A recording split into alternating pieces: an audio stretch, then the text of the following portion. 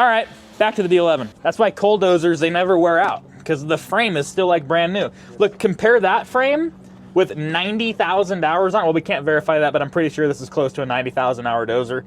Look at the frame here, and then this thing has 20,000 hours, and look at the frame condition on this thing. Hammered. Everything's wore out. The trash just kills everything. Look at how thick that counterweight is.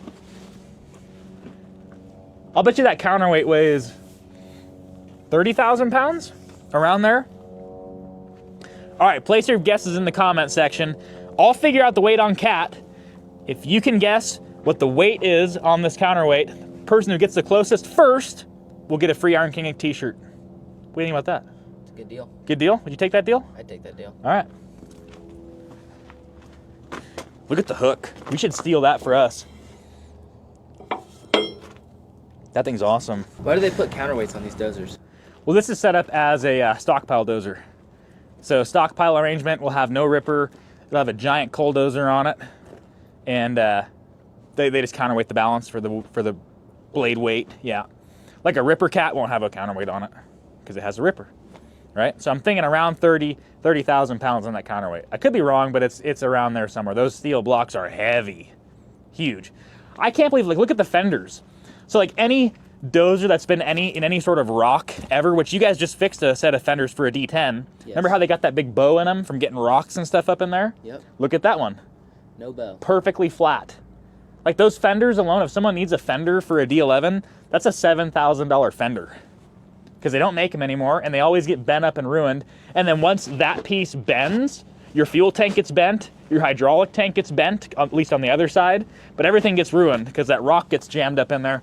That's in perfect shape, and someone will die for one of those fenders. She's pretty clean for how old she is. I mean, it needs obviously paint and stuff like that, but look, the hard nose is in super good shape. All the paneling's in super good shape. The cab doesn't look that bad. It's really not that bad of a dozer, but unfortunately it's just too old. The mines won't run them anymore, so we have to tear it down and use the parts and put them on other machines, which is kind of sad, but it is what it is, and it's what we do. It's how we make our money. So I'm gonna go ahead and wrap the video up right here. We'll go ahead and put a charger on this thing, and make sure you put it down in the comment section if you guys want to see us try and fix this thing and fire it up one last time before we tear it down. Would not make us any more money whatsoever because the engine is worth the same amount either way. It's worth $12,000 whether it runs or not.